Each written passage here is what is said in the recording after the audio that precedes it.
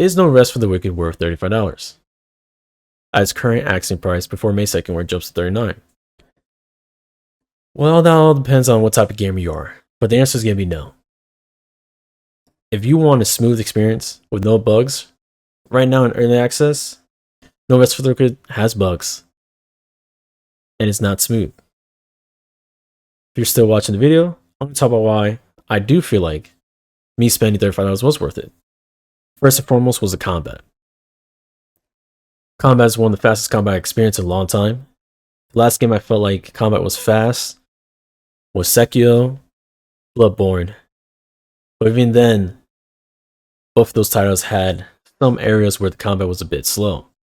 Well, Sekiro, when you find a boss, if you get top tier with the mechanics, it's extremely quick. With just focusing on No Rest for the Wicked, that's one of the main factors that got me hooked. Was the combat. How fast it was, how much time I didn't have to think. The enemies are literally on top of you. And then when I fought my first boss, he wiped the floor with me. I killed me like 7 times. It was crazy. I felt like I had no chance because of how fast he was. But then I learned his attack patterns got better with dodging. And then the godsend was parry. Once you learn parry, things become a lot easier. But parry's still tricky. It doesn't have that window like in Demon Souls or in Dark Souls, where you have a split second to parry at the very last moment. Here, you kind of have to wait for the enemies to attack at the last moment to hit you, and then you parry. And it's hard to get that timing right, especially when the enemies pause. There's some moves that they'll attack quick, and then there's some moves where they'll pause and then attack you. And then there's moves where they do attack at the attack at attack in quick session. With that out the way, we'll talk about 2 other features that I enjoyed that they took from 2 different genres, the action RPG and then from the Souls-like genre.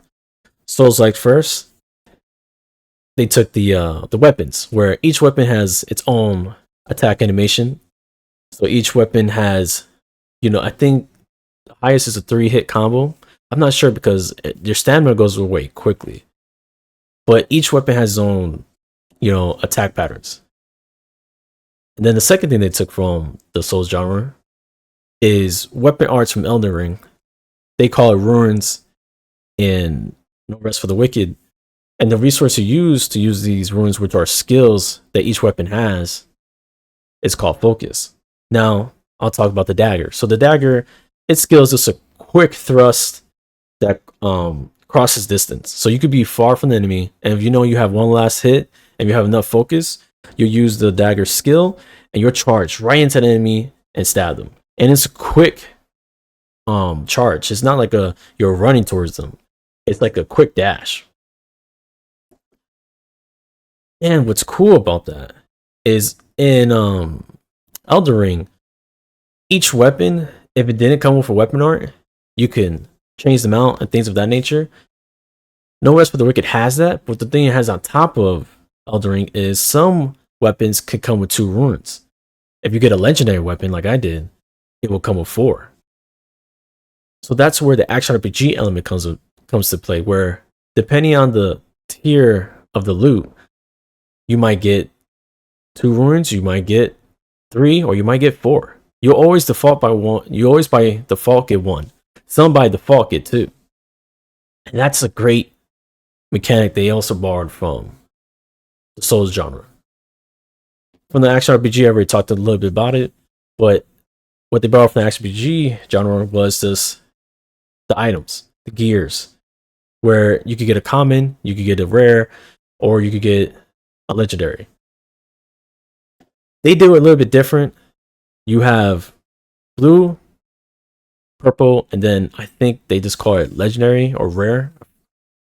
But purple has a drawback, which was cool. I think that was a cool method to implement, or not method, but mechanic. And the drawbacks are significant. Like, some are obviously worse than others, but the worst one so far that I've seen is if you get hit, you lose experience. You definitely don't want your weapon to have that drawback if you get to a purple tier. Blue is kind of the safe zone. Blue is always positive. enchantments. That's what they call it in No Rest for the Wicked. So with that being said, I enjoyed that it has the fast combat. It's a great mechanics from two genres that I like, and they're willing, as of the recording of this video, they already made an update, and they're talking about the next update is going to improve stability. It's going to fix a lot more bugs, and the team's hard to work. Now, I know it's hard to believe developers, but I do believe smaller smaller developers, aka indie developers. I'm not sure if Moon Studios is considered indie, but they're not a bigger establishment. So I feel like with them, you could trust that they want to bring the best quality to you as a consumer, also as a gamer. They already have a good track record. They made a game called Ari. It wasn't in early access. This is their first early access title. But Ari, I never played it for myself, but the views rave about that game. And I've seen the gameplay. The gameplay looks amazing. I will check out Ari later on this year. And it was so successful, they made a second installment. Now, that is why I feel like me spending $35 was worth it. If you're still on the fences, just wait. Give it 2 months, maybe a few weeks, and you'll see improvements of the game. If you want to stop by my stream, I'll link the link in the description below. You can check it out while I'm playing it, because I'm going to be streaming it, because I really do enjoy the game. I didn't get handed a free copy, so I'm speaking from someone that spent his own money. Anyhow, that'll be me. I'm Lord Bounty. I'll catch you in the next one.